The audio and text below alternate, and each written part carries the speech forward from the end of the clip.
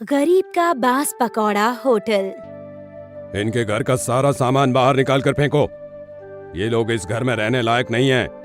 नहीं नहीं सेठ जी, थोड़ा और इंतजार कर लीजिए। हम आपकी पाई पाई चुका देंगे, लेकिन ऐसे हमारे सामान घर से बाहर ना फेंकिए।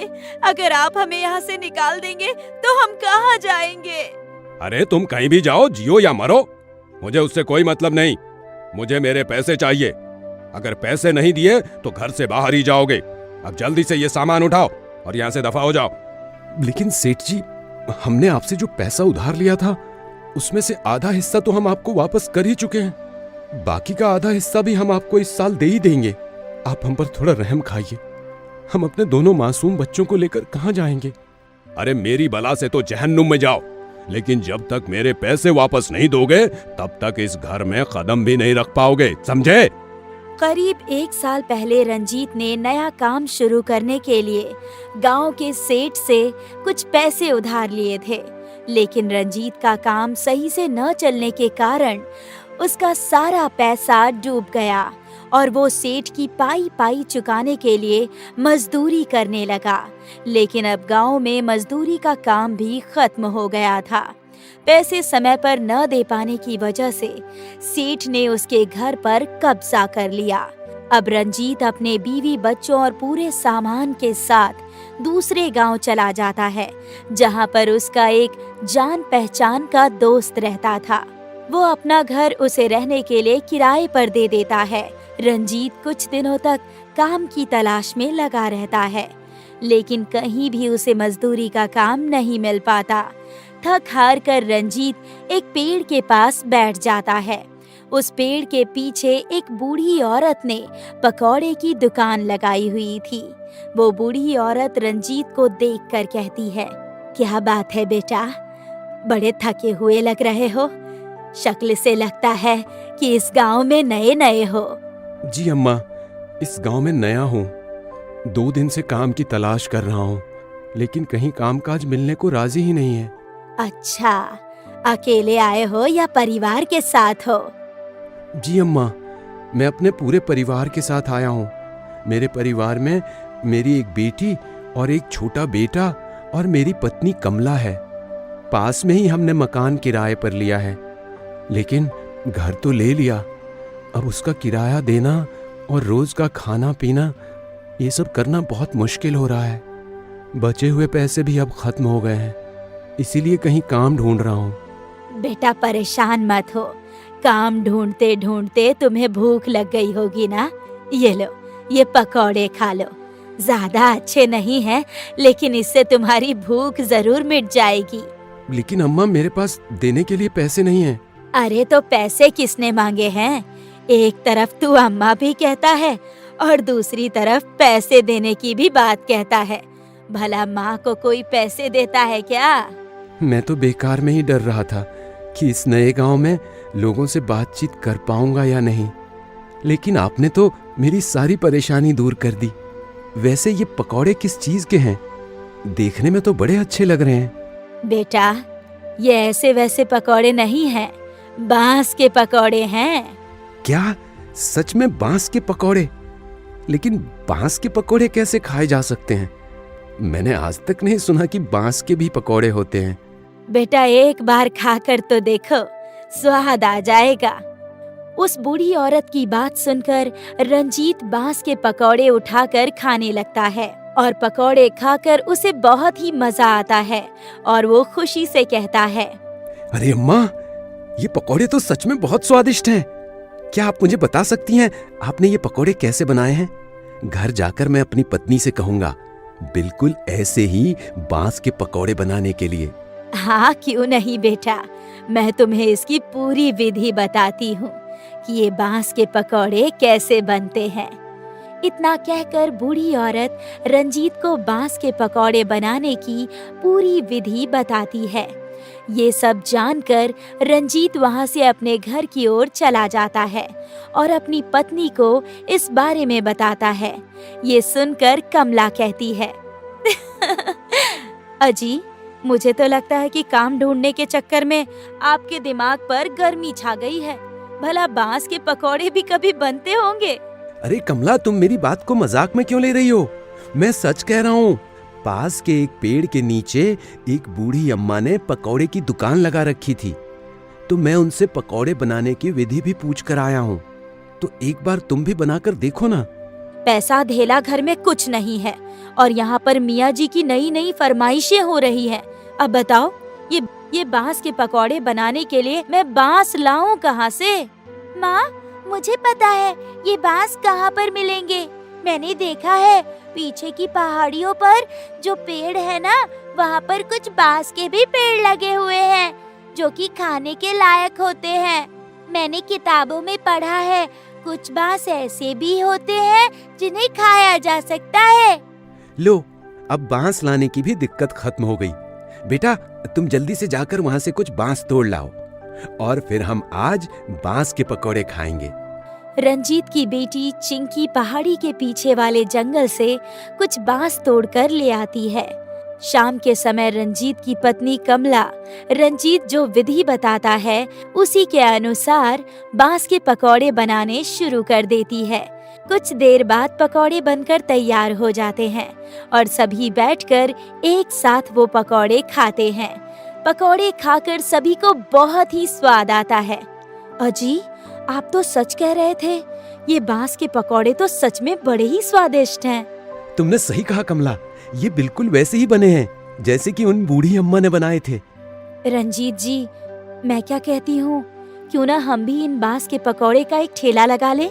जैसे हमने पहली बार ये बांस के पकौड़े खाए तो हमें बहुत ज्यादा पसंद आए, वैसे ही और लोग भी इन बांस के पकौड़े के बारे में नहीं जानते होंगे और वो भी इसे खाकर बहुत खुश हो जाएंगे और ऐसे ही हमारी कमाई भी लगातार होती रहेगी और आपको कहीं काम ढूंढने की जरूरत भी नहीं पड़ेगी। तुम सही कह रही हो कमला, लेकिन यहाँ पास में ही उन बूढ़ी अम्मा की पकौड़े की दुकान है। अब उनके बगल में ही हम एक और पकौड़े की दुकान खोल लेंगे तो ये तो धोखेबाजी हुई ना। उन्होंने ही हमें बांस के पकौड़े बनाने सिखाए हैं। हम ऐसा नहीं कर सकते।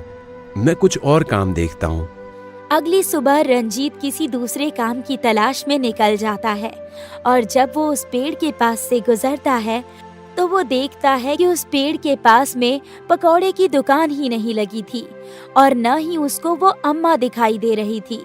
रंजीत ये देखकर परेशान हो जाता है और आसपास वालों से बूढ़ी अम्मा के बारे में पूछता है। अरे भाई साहब, यहाँ पर एक बूढ़ी अम्मा पकौड़े की दुकान लगाया करती थी, आज वो नहीं आई है क्या? अले भाई, छपना देख ले हो क्या? यहाँ कब ते पतोले की दुकान लगने लगी? सच में मैंने कल यहाँ पर बूढ़ी अम्मा को पकौड़े की दुकान लगाए हुए देखा था। वो बांस के पकौड़े बेच रही थी, लेकिन आज उन्होंने अपनी दुकान नहीं लगाई। अले भाई, लगता है तुम इस गांव में नए हो। आज तक इस पेड़ के नीचे मैंने किसी बूढ़ी अम्मा तो पतोले लगाते हुए नहीं देखा। ऐसा कैसे हो सकता है? मैंने तो खुद उनके हाथ से बने बांस के पकौड़े खाए हैं। रंजीत आसपास के सभी लोगों से उस बूढ़ी औरत के बारे में जानकारी लेता है, लेकिन किसी को भी उस बूढ़ी औरत के बारे में कुछ नहीं मालूम था। ये जानकर रंजीत बहुत हैरान हो जाता है और घर वापस आ जाता है। उसके बाद वो कमला को जाकर सब कुछ बताता है और कमला रंजीत से कहती है, अगर ऐसी ही बात है तो अब उस पेड़ के नीचे आप ही अपने पकौड़ी की दुकान क्यों नहीं खोल लेते हैं? आपको तो पता ही है ना कि हम कितने मजबूर हैं। हमें कैसे भी करके अपना घर छुड़ाना है और इस घर का भी तो किराया देना है ना, और ऊपर से जो रोज का खर्च है वो अलग। हाँ कमला, तुम सही कह रही हो।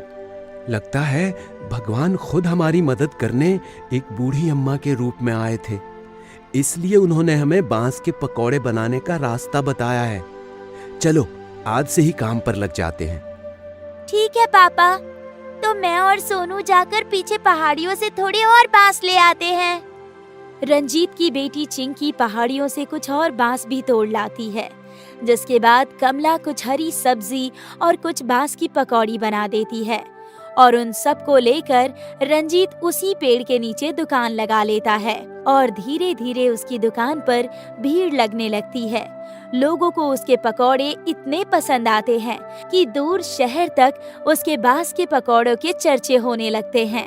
और लोग बड़े बड़े शहर से उसके पकौड़े खाने आने लगते हैं।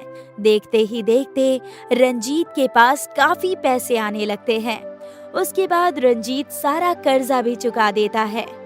भगवान की कृपा से अब हमारा काम अच्छा चलने लगा है और अब हमने सारा कर्ज भी चुका दिया है और हमारे पास कुछ पैसे भी इकट्ठा हो गए हैं। तो क्यों ना हम इन पैसों से अपना एक नया घर खरीद लें? हाँ कमला, तुम सही कहती हो। हम इसी गांव में अपना एक घर खरीद लेते हैं। इस गांव में क्यों? क्यों ना हम अपना वही पुराना वाला घर खरीद लेते हैं ना? नहीं कमला, वो गांव यहाँ से काफी दूर है और हमारा यहाँ काम अच्छा चल रहा है, इसलिए हम इसी गांव में घर लेते हैं। रंजीत उस गांव में अपना एक घर ले लेता है और सब लोग उसमें खुशी खुशी रहने लगते हैं। एक दिन उसका सेठ उस गांव में आता है तो उसकी नजर रंजीत के ठेले पर पड़ती है। सेठ रंजीत के पास जाता है। अरे रंजीत, तू यहाँ? सेठ जी, आपका यहाँ कैसे आना हुआ, इस गरीब के यहाँ? कैसी बात कर रहे हो रंजीत? तुम्हारे बांस के पकौड़ों के चर्चे तो दूर शहर तक हैं। सब भगवान की कृपा और आपका आशीर्वाद है सेठ जी। मेरा कैसा आशीर्वाद रंजीत? मैंने तो तुम्हारे साथ इतना बुरा किया और तुम कहते हो मेरा आशीर्वाद है। मुझे माफ कर देना रंजीत, मैंने तुम्हें बहुत बुरा भला कहा और तुम्हें तुम्हारे ही घर से निकाल दिया। और देखो, आज मेरे ही पास अपना घर नहीं है। कैसी बात कर रहे हैं सेठ जी आप? हमारे बड़े हैं आप। आपने मेरे बुरे वक्त में मुझे पैसे उधार दिए थे और वो पैसे ना चुकाने के लिए ही तो आपने ऐसा कदम उठाया। उस समय आपकी जगह कोई और भी होता तो यही करता, लेकिन आप ये क्या बोल रहे हैं? आपके पास घर नहीं है, सब ठीक तो है ना? कहाँ कुछ ठीक नहीं है रंजीत। अभी पिछले महीने बारिश तेज होने की वजह से गांव में बाढ़ आ गई, जिसकी वजह से हमारा पूरा गांव डूब गया। अब हमारे पास न रहने को घर है और न खाने को कुछ खाना। ये सब बात सुनकर रंजीत सेठ जी को अपने घर ले जाता है और सेठ जी को रहने के लिए अपना ऊपर का कमरा दे देता है। सेठ जी, आज से आप यहीं रहेंगे और किसी भी चीज की जरूरत हो तो कमला को बता दीजिएगा। हाँ सेठ जी, किसी चीज की जरूरत पड़े तो मुझे बता दीजिएगा। कमला, क्या तुमने मुझे माफ कर दिया? मैंने तुम लोगों को अपने ही घर से निकाल दिया और तुम लोगों ने मुझे रहने के लिए अपना कमरा दे दिया। तुम लोग सच में बहुत दयालु हो। सेठ जी, शर्मिंदा मत होइए। वो कहते हैं ना, भगवान जो करता है अच्छे के लिए करता है। अब आप खुद ही देख लीजिए, अगर आप हमें उस दिन नहीं निकालते तो आज हम इतनी अच्छी हालात में नहीं होते। आप फिक्र मत कीजिए, भगवान आपके लिए भी अच्छा ही करेंगे। और उसके बाद सब लोग खुशी खुशी खाना खाते हैं। वसंतपुर गांव में अमीर जमींदार जय सिंह रहता था। उनके 2 बेटे थे, अमन और राहुल। अजय सिंह अमन को बहुत प्यार करते थे और हर बड़ी से बड़ी चीज अमन के एक इशारे पर आ जाती थी। फिर चाहे वो 1000 रुपए की चीज हो या फिर 10,000 रुपए की, अमन को मिल ही जाती थी। और उसी का उल्टा राहुल के साथ होता था। पिताजी, अब मुझे भी अमन भैया की तरह खिलौने चाहिए। क्या?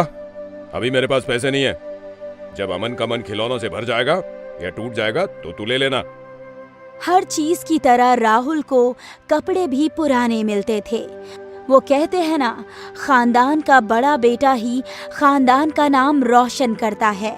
इस बात को अजय सिंह ने अपने मन में गांठ बांध ली थी, इसलिए हर चीज अपने बेटे अमन के लिए वो किया करते थे। राहुल को कभी भी बाप का प्यार मिला ही नहीं और माँ बचपन में ही स्वर्ग सिधार चुकी थी। अगली सुबह अजय सिंह के घर के बाहर गाड़ी लगी थी और अजय सिंह अमन को गले लगा रहे थे। ये देखते ही राहुल भागते हुए पिताजी के पास आ गया। पिताजी, ये क्या हो रहा है? भैया कहाँ जा रहे हैं? तेरा भैया शहर जा रहा है पढ़ाई करने। अब सीधा ग्रेजुएट होकर गांव लौटेगा। क्या सच में? फिर मैं कब जाऊंगा शहर पढ़ाई करने? तू यहीं रहेगा। मुझे भी पढ़ाई करनी है। खेत में काम कर करके हाथों में छाले आ गए हैं। मैं एक ही बेटे को पढ़ा सकता हूँ और वो अमन है। तुझे यहीं खेतों में काम करना होगा। जा, जानवरों को पानी पिला। अजय सिंह राहुल को नौकर की तरह मानता था। राहुल चुपचाप सारा काम किया करता था। अजय जी कैसे हो? बढ़िया। सुना है अमन को शहर भेजो हो पढ़ाई करने। अब छोटे राहुल कहाँ भेजोगे? विदेश? ये राहुल, ये तो गांव में भी रहने के लायक नहीं है। इस पागल राहुल के लिए यही काफी है। पिताजी, अनाज की बोरी कहाँ रखूं? मेरे सर पे रख दे। दिन बीतते गए। अजय सिंह राहुल से हर छोटे से छोटा काम करवाया करता था। कड़ी धूप में खेत जुतवाना, रात भर अनाज की बोरियां उठवाना। कुछ सालों बाद आज अमन अपना ग्रेजुएशन पूरा करके गांव आ रहा था। अजय सिंह और राहुल सब बहुत खुश थे। क्यों अजय, आज तो तेरा बेटा शहर से वापस आ रहा है। तुझे अपना वादा याद है ना? हाँ हाँ याद है। तेरी बेटी से ही मेरे बेटे की शादी होगी। कहीं तेरा बेटा ना माना तो? मेरा बड़ा बेटा है, ऐसा हो ही नहीं सकता है। अमन गांव आया, पर अपनी पत्नी मोना के साथ। शहर में ही अमन ने बिना बताए शादी कर ली थी। ये देखकर अजय सिंह गुस्से से लाल हो गए, पर अमन को कुछ भी नहीं कहा। अमन आते ही घर के अंदर चला गया अपनी पत्नी के साथ। ये हैं तेरे बेटे के संस्कार। मेरी बेटी से शादी नहीं किया ठीक है। शहर में रहता है तो शहर वाली ही लड़कियां पसंद आएगी, पर गांव आते ही अपने से बड़े बुजुर्गों के पैर तो छूने चाहिए थे। इतनी दूर से आया है, थका होगा। एक बात सच कहूं अजय, मैं खुश हूँ। मैंने अपनी बेटी की शादी अमन से नहीं की, पर तुझे वादा तो किया था तेरे बेटे से ही मेरी बेटी की शादी होगी। अब मैं अपनी बेटी लक्ष्मी की शादी राहुल से करूंगा। क्या? उस अनपढ़ से? वो तेरी बेटी को अच्छी जिंदगी नहीं दे पाएगा। वो सब मेरी बेटी देख लेगी, पर राहुल लक्ष्मी को खुशियां बहुत देगा। देख रघु, अगर तूने लक्ष्मी की शादी राहुल से की तो तेरी मेरी दोस्ती खत्म। अजय सिंह गुस्से में घर के अंदर जाता है और अमन को सोता हुआ देखता है। अमन, अमन! दिखाई नहीं देता? साहब सो रहे हैं, जाओ एक गिलास पानी लेकर आओ। ये सुनकर राहुल एक गिलास पानी लेकर आता है और अमन के मुंह पर फेंक देता है। तू पागल है क्या? दिखाई नहीं दे रहा कि अमन सो रहा है? हमको सब दिखाई दे रहा है। लगता है तुम्हें कुछ नहीं दिखाई दे रहा है। जिससे तुम पानी मांग रही हो वो पिताजी हैं, तुम्हारे ससुर। मुझे माफ कीजिएगा ससुर जी। क्या हो गया, क्यों चिल्ला रहे हो? आंखें खोलेगा तभी दिखाई देगा। कैसी मेहरारू लाया है, पिताजी से पानी मांग रही है। मांगेगी? तू बोलने वाला कौन है? अनपढ़ साले, इस घर का नौकर है, नौकर की तरह ही रह। हाँ, हम नौकर हैं, क्या कर लेगा?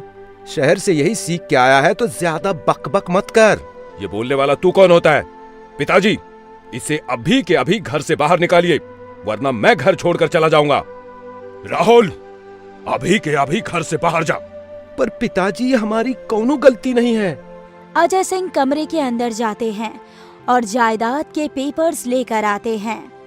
ये ले, घर जायदाद के पेपर तेरी औकात से ज्यादा है और वापस इस घर में मत आना। अजय सिंह ने राहुल को धक्के मारकर घर से बाहर निकाल दिया।